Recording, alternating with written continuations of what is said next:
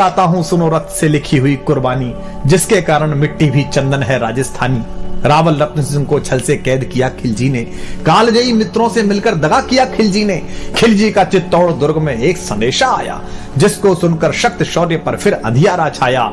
10 दिन के भीतर न पद्मिनी का डोला यदि आया, यदि न रूप की रानी को तुमने दिल्ली पहुंचाया, तो फिर राणा रत्न सिंह का शीश कटा पाओगे, और शाही शर्त न मानी तो फिर पीछे पछताओगे। अब ये एक संदेश आता है चित्तौड़ के किले में, तो पूरे किले में बड़ी अफरा तफरी मच जाती है कि महाराणा पहले ही नहीं है और अब ये नया हमारे पर क्या आ गया। तो यह दारुण संवाद लहर सा तोड़ गया रण भर में, यह बिजली की तरह क्षित से फैल गया अंबर में।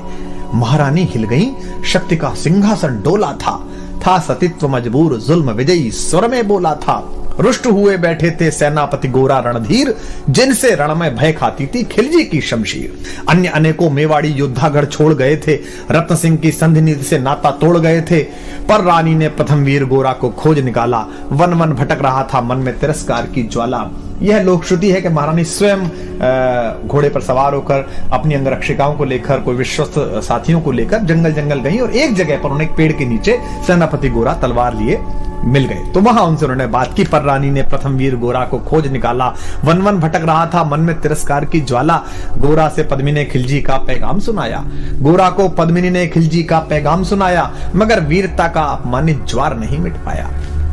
बोला, मैं तो बहुत तुच्छ हूं, राजनीति क्या जानूं। अव्यंग में कहता है कष्ट में है, दुख में है, पूरी परंपरा, पूरा वंश उसने सेवा में लगाया मेवाड़ राजवंश के, और वहां से अपमानित होकर लौटा है तो कष्ट में है।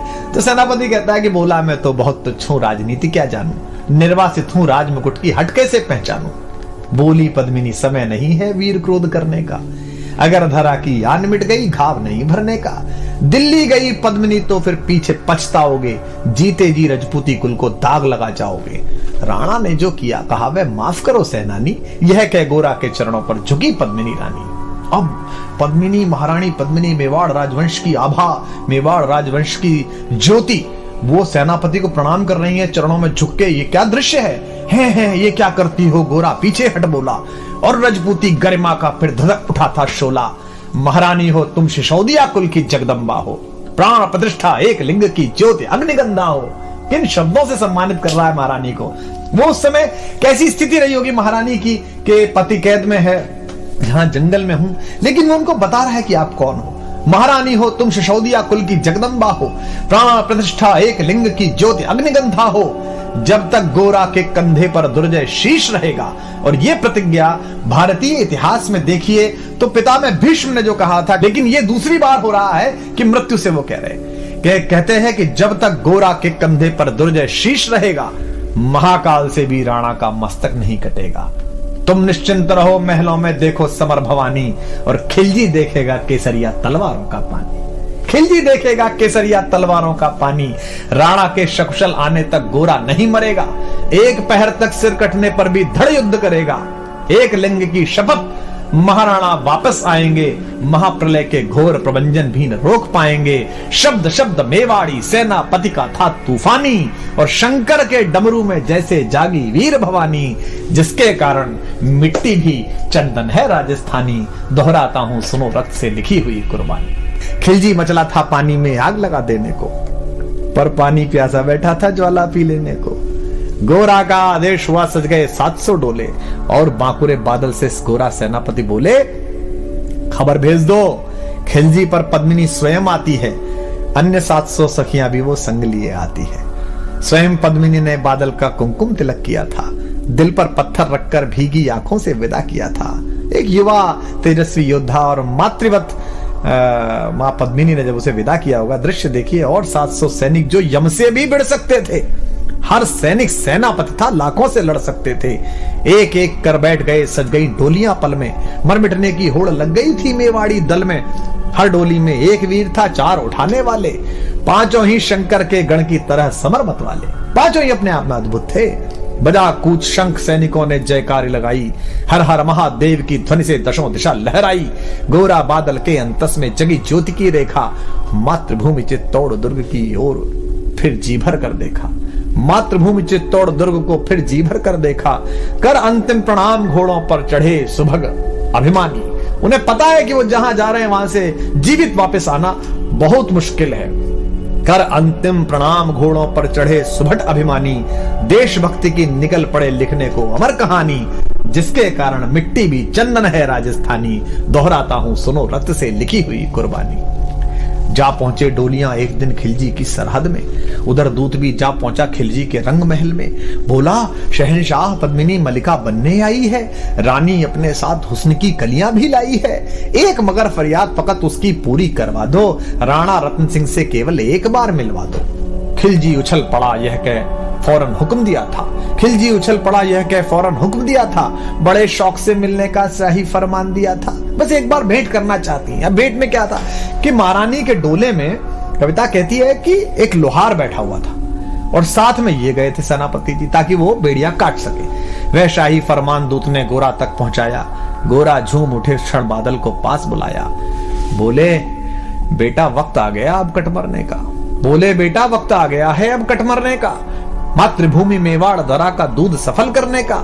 यह लोहार पद्मिनी भेष में बंदिग रह जाएगा, केवल 10 डोलियां लिए गोरा पीछे धाएगा, यह बंधन काटेगा हम राणा को मुक्त करेंगे। घुड़सवार कुछ उधर आगे की ही तैयार रहेंगे, जैसे ही राणा आए वे सब आंधी बन जाएं और उन्हें चित्तौड़ दुर्ग पर वे सकुशल पहुंचाएं। अब आप तैयारी देखिए कि कितनी कठिन, पूरी सेना खिलजी की और ये चंद लोग, और उसके बाद भी अपने महाराज को महाराणा को किस तरह मुक्त कराने के लिए क्या संकल्प है कि उन्हें चित्तौड़ दुर्ग तक वे सकुशल पहुंचाएं। अगर भेद खुल गया वीर तो पल की देर न करना, और शाही सेना आ पहुंचे तो बढ़कर रण करना, राणा जाए जिधर शत्रु को उधर न बढ़ने देना, और एक यवन को भी उस पथ पर पांव न धरने देना।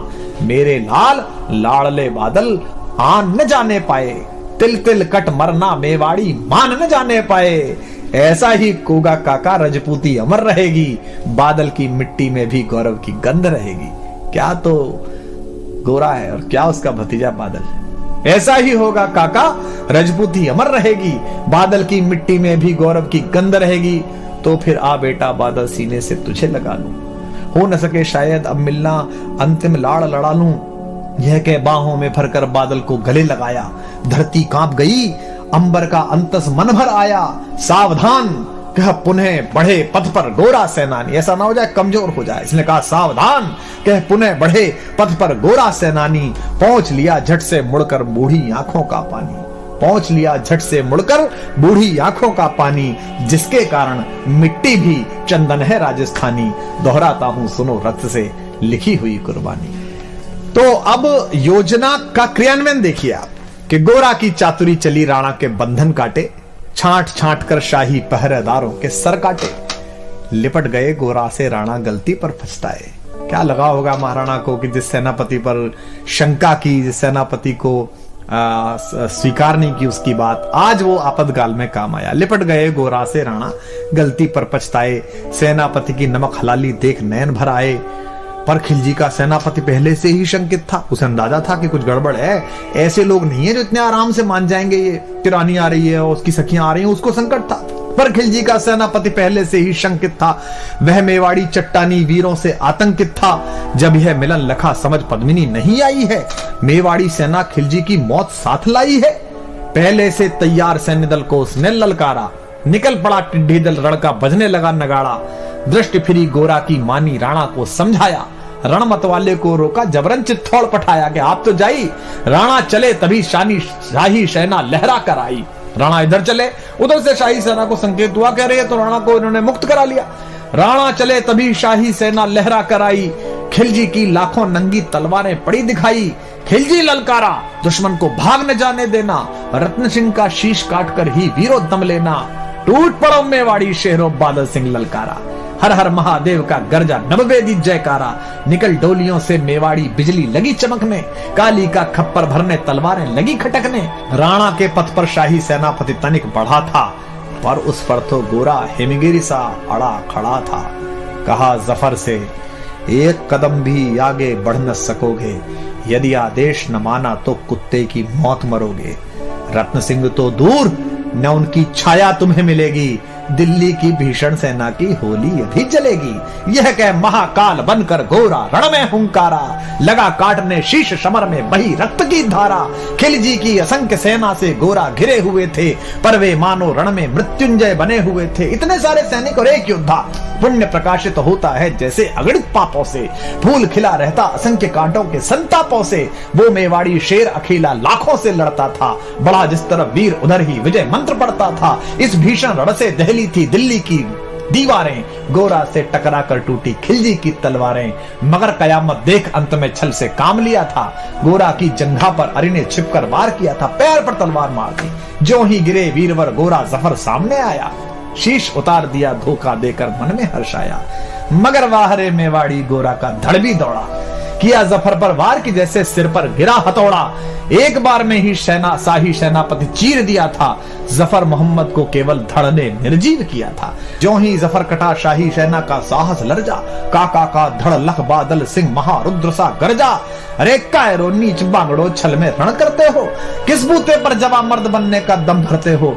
यह कहकर बादल उस क्षण बिजली बनकर टूटा था, मानो अंबर से धरती पर अग्निशिरा छूटा था। ज्वालामुखी फटा हो जैसे दरिया हो तूफानी, सदियों दोहराएंगी बादल की रणरंग कहानी। क्या पंडित जी ने क्या उत्तम शब्द इस्तेमाल किया है, सदियों दोहराएंगी बादल की रणरंग कहानी।